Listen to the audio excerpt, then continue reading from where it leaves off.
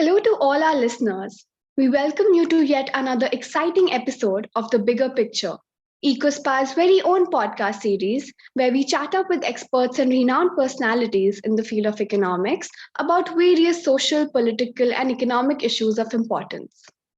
Today, I, Kishika, and Viralika will be talking with our speaker, Ms Mitali Nikore, for today's episode on care economy. Ms Nikore, who is an economist and policy specialist and the founder of Nikore Associates. Mitali holds a Master of Economics from the London School of Economics and a Bachelor of Economics from the Delhi University. She has additionally been named one of the 22 for 22 business pioneers by Forbes magazine and has provided her expertise on air on multiple news segments on BBC News and India Ahead. We are honored to have you as a speaker for the day, ma'am. Thank you. Thank you. I'm so excited and looking forward to getting into the topic. So, very excited. Thank you, ma'am.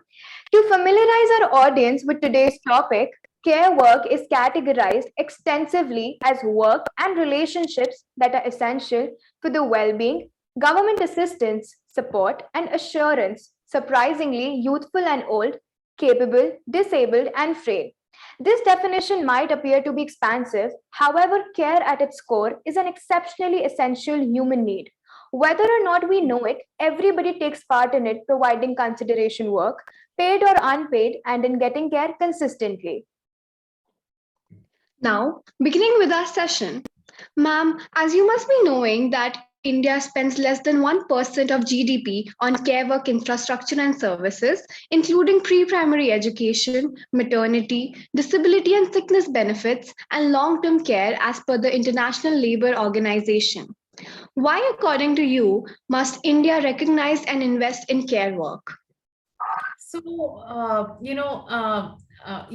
both of you are such young women, and you're sort of entering into the workforce. But I'm sure that many of our audience members, me and both of you, are very reliant on our mothers, isn't it? We just need that care from our mothers, and that has to come from the mothers. Like, it's something that we have experienced in our lives, right? That when you wake up in the morning, you'll first hear your mother shouting at you, "Oh, you're late. You're not going to reach college. You're not going to reach your work. You're late. You're going to miss your flight because you're late." So I often joke with my mother that I should make her voice like the tone of my alarm clock so that I actually wake up in the mornings. But this is just a fun way of starting the podcast. But very seriously, if we think about it, one of the main reasons why we see women hesitating to take on leadership roles when they are working, women hesitating to take on now office based work instead of remote work in today's post covid corporate sector economy, women even entering the labor force altogether, even if they are educated. Like, if we look at the female labor force participation rate for the educated with in urban areas with a graduate or higher degree, it's still 24%, which means that three-fourths of women in this country today living in urban areas holding degrees which are graduate or above are not working. In fact, they are not even looking for work. And one of the biggest reasons for this is unpaid care work. The fact is that Indian women do approximately 5 to 6 hours of unpaid care work every day, and men do 30 minutes. And this is from statistics of the government of India, which have come out in 2019, which means that Indian women are doing 10 times the amount of care work that men are doing. Now, if we look at the global averages, it's about 3x, right? That women do 3 times and Indian women do 10 times.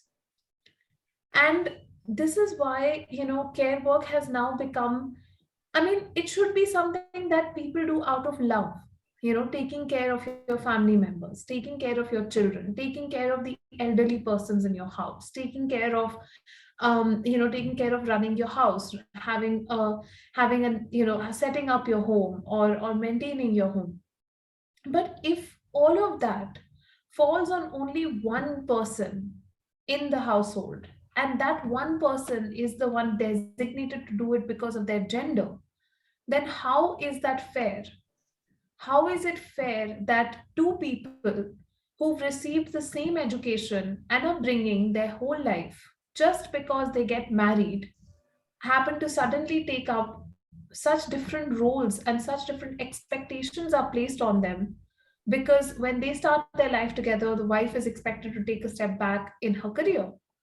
These are norms and practices that we need to change. Now, if we have to change them, then it can't be that the need for care work just disappears. It cannot be that there is no demand for care work. If there are children that are coming into this world, they have to be brought up. If there are, elderly persons who are aging, they have to be cared for. Their health has to be cared for. If there are people who are falling sick, they will need, care to be taken. So in such a scenario where we are living as humans and we're living amongst humans, we have to obviously care for care work, and which means that it has to become easier for women. We have to take this burden off women. Now, how do we take this burden off women and who takes it off women? That's the exact question. And of course, some of it has to be done within the house. You can't outsource all of your care work. And who all will you outsource it to? I mean, just because if you're rich and privileged, you can outsource it. But if you are not rich and privileged, then how do you do it? A lot of women just don't step out to work because the opportunity cost in terms of purchasing care services is so high that they prefer to just be at home because it's cheaper to do the care work yourself than to hire somebody to do it, which means that care work is not affordable.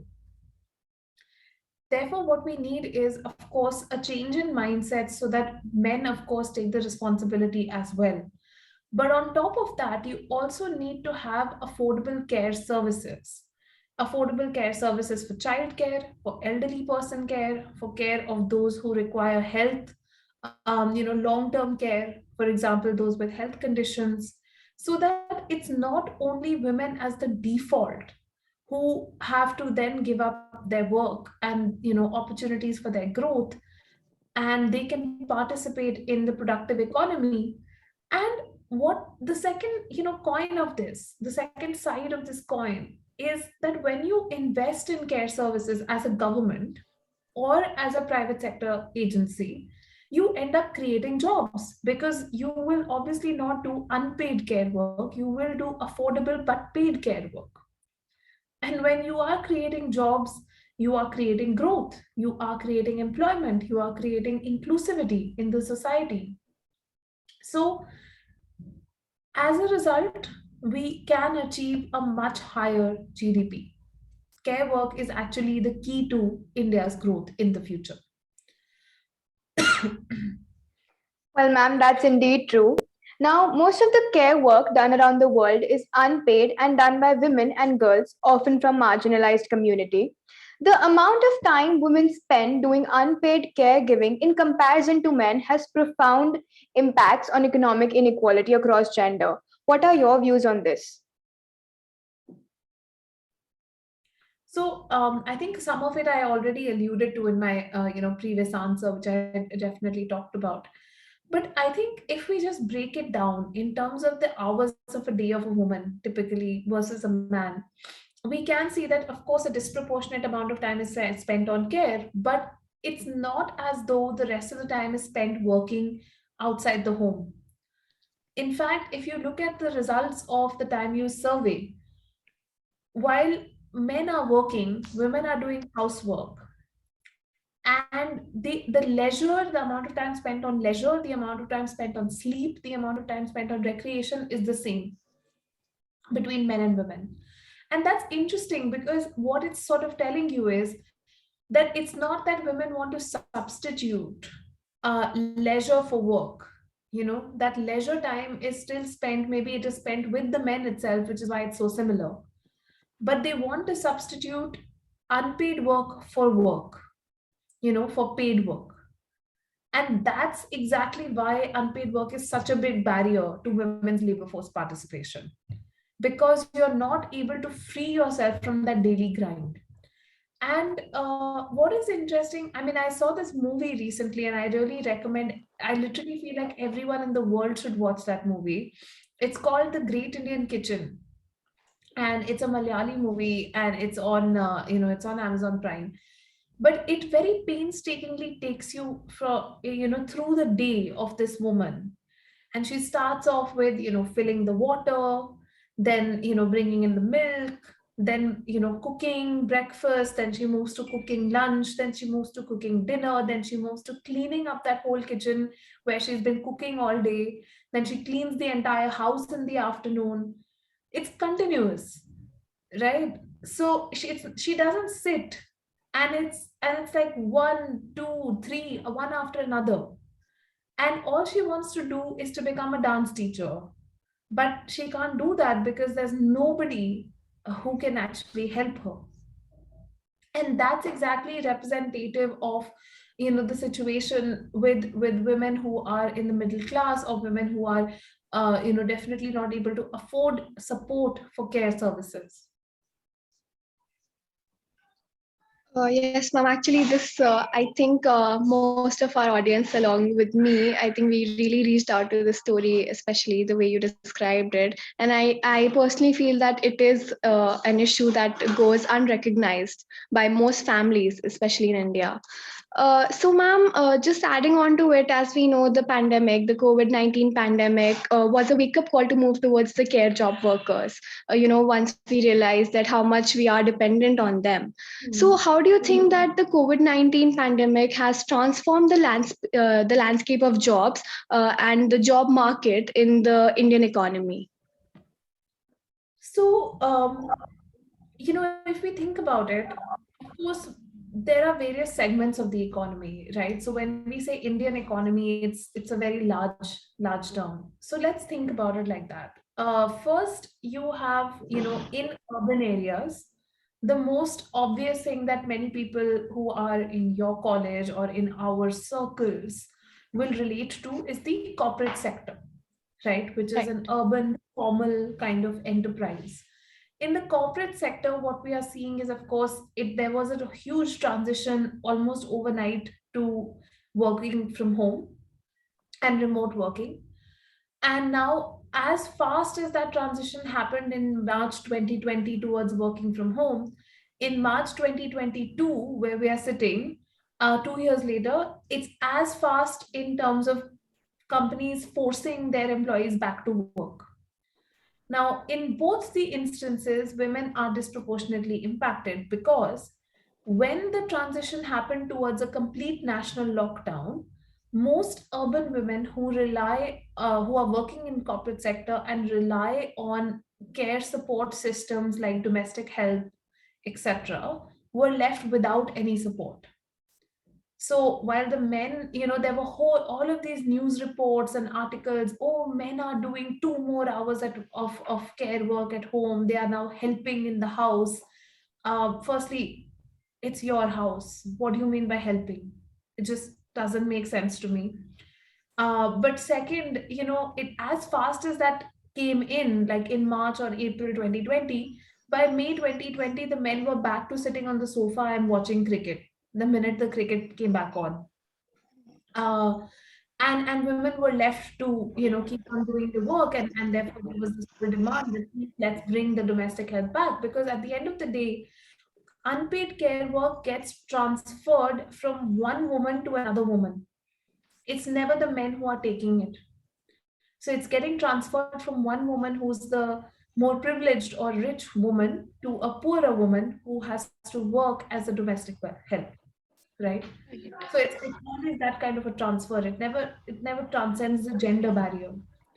So now, now today in March 2022, why is it worse that women are being asked to come back to work in the corporate sector? Is because schools are not fully open, and women have been sitting at home these last 2 years, making sure that their kids are studying. Like I have had calls with colleagues where their children are bounding into the room as the call is going on, and they have had to take care, and they have had to put them into online classes, and sometimes even sit with them to make sure that they are studying. Now, if schools are not 100% open, then how can women who are in the corporate sector go back to work in person 100% of the time? It's very difficult. And also, why should it be only the women who should have to then take a step back and ask their managers for flexibility, etc.? Men should do it too, but men are not doing it. And that's because of the increased precarity of the job situation. The fact that so many job losses have happened because of COVID, nobody wants to put their job in jeopardy because of housework. So men are definitely not opting to speak to their managers about working from home for some time in the week so that their wives can go to work on those days. And that's not happening. So that's the situation when it comes to the urban formal sector. Now, when we look at the rural formal sector, which is very, very small, but essentially pertains to MSMEs and manufacturing enterprises, we started seeing a return to work in these much earlier. We started seeing a return to physical work in manufacturing sector pretty much by July, August 2020.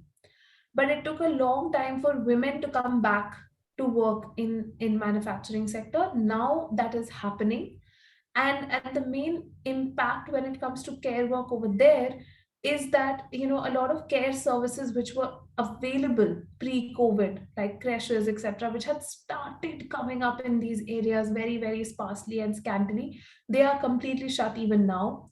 Anganwadi centers, which are India's answer to rural care services, are still completely shut. And hopefully they will be opened in another month, I think. But till now, for the last 2 years, they have been shut pretty much. And even when the orders were given that yes, they should be opened, a lot of people in rural areas were very scared to go to these Anganwadi centers and use their services because of the fear of COVID, and because the second wave was particularly strong and devastating amongst rural India. So these were, so because of these trends, the care work that is supposed to happen and allow women to go back to work in rural areas is is just getting ignored. Now, when we talk about the informal sector, that is even more of a black box. So during our research at Nikore Associates between August 2020 to May 2021, we spoke to a lot of community-based NGOs to ask how women are managing the impact of COVID. Now, one thing that was very popular, one model that's very popular in, especially in urban slum settlements and in urban informal areas, which are actually not even regularized, is community childcare. So basically, somebody, an NGO will try to provide a location or a premises, and then women from the community will come together so that they can all take one day in the week of leave and care for each other's children. So 7 8 women come together and take care of the children of the others, and then they take one day leave in their work. But many of these models just broke down. And one of the NGOs that I spoke to, which is Apnale, they have such a beautiful community care, child care center model, but they had to shut almost all of their centers. Now they are open again.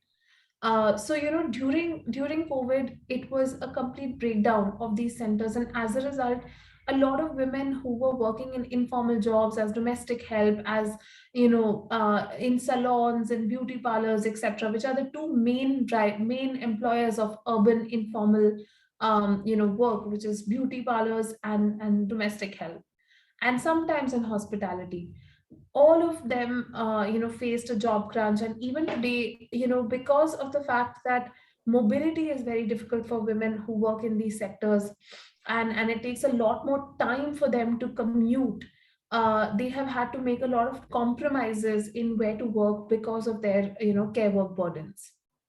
Now, when we talk about the rural informal sector and self-help groups as well, where women who who used to, I mean, work with self-help groups during COVID, they actually many of them shut down because their business models were just not working, like especially in the textile sector the demand reduced a lot. So definitely there was this huge impact on self-help groups in terms of job losses. I think they will probably try to restart, but when we look at the data, it looks very evident to us that there's a permanent discouragement effect on some of these women, and they may not want to come back to work at all. And nearly every woman that we spoke to at Nikore Associates in our consultations, be it somebody who is running an SFG in Tamil Nadu, or somebody who's the startup entrepreneur in Gurgaon, or somebody who is, a corporate sector employee in Bombay, all of them said the same thing. Look, my husband is at home, my kids are at home, my in-laws or parents are with me. You can't imagine, it's a zoo. So the amount of time and effort that went into care work during COVID was unimaginable, and it still continues. And a lot of our behaviors and responses and expectations, from the women who are doing this care work are still very high. So we have to see how these can be adapted to suit the needs of a post COVID labor market, which is going to be increasingly hybrid.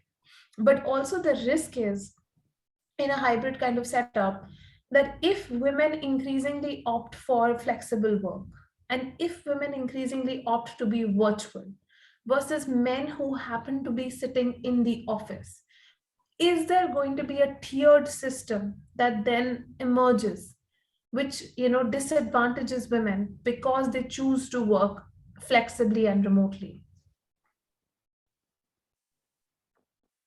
Well, ma'am, that was quite relatable and informative. Now, moving on, the care economy is growing as the demand for care work jobs is increasing. However, care work across the world remains void of benefits and protection as majority of it comes under informal economy. Can you suggest some policy recommendations to formalize this sector? So it's difficult. It's very difficult to formalize this sector. I'll give you an example again from our consultations. I was speaking to somebody who is from Raigad in Maharashtra. And she said, I work with collectives of domestic workers. And the Maharashtra government had a very good scheme during the second lockdown to provide cash support to domestic help, and domestic workers, because during the lockdown they could not go and do their jobs. But for this, the domestic workers needed to be registered with the government of Maharashtra's Department of Social Welfare. Out of the 50,000 domestic workers living in Raigad and who travel to Mumbai on a daily basis to do their job, only 500 were registered. So you can imagine that if this is the case, I mean, I'm not saying that this is the number which can be extrapolated across the country. There will be variations in different states, but if I'm just saying that this is an extent of the problem that we're dealing with, that majority of um, domestic workers, care workers, they are simply hesitant to register, and even to just get a recognition that this is the work that they do. So I think we have to start from the statistical and data analysis and move down to behavioral changes. So number one, when we are looking at the national sample survey, the periodic labor force participation survey, which records the different occupations in which people are working, it's very important to record domestic work, care worker, worker who is, like, these categories should be created so that we can record and understand how many people actually do this work, whether it's in the formal or in the informal sector, because PLFS looks at both. It looks at the formal sector and the informal sector. So it will at least give us a baseline that yes, these many million people work as care workers, and will also give us a sense of the gender disaggregation, because that's where we get most of our data from. So that's number one. The first thing is to start measuring this representation of care workers. The second thing is that we have to start working with those people who work as care workers, whether it's in the urban areas, whether it's domestic help, whether it's people who work in the medical profession as care workers, for long-term care.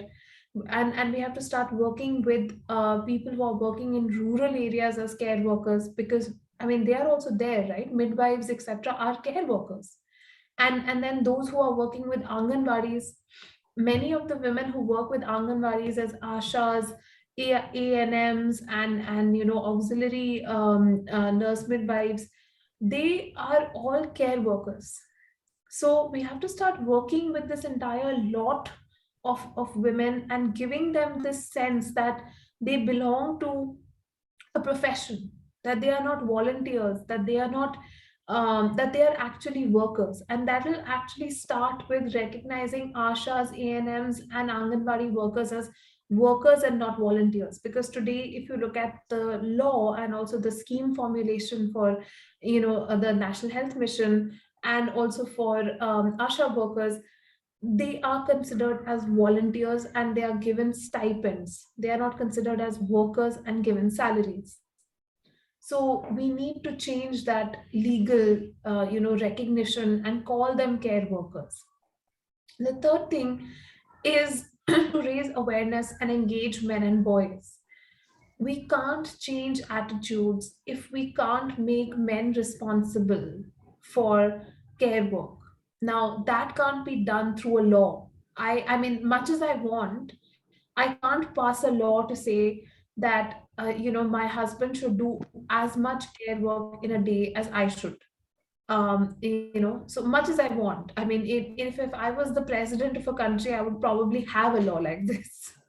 but but since I can't, so we have to change attitudes. And I think that workplaces, the media, and governments, everybody who is involved in changing the social narrative should be engaging with men and boys and saying, you know what, this is not women's work, this is your household work, and you are as responsible for it as women. And I think I would definitely say that my mother-in-law is the person who should write curriculums on how to raise men, because she has raised a man who is just an exemplary man, and I'm very lucky to have married him. So I definitely think that my mother-in-law should be made in charge of how to raise men across the country and across the world, just across. She deserves global domination.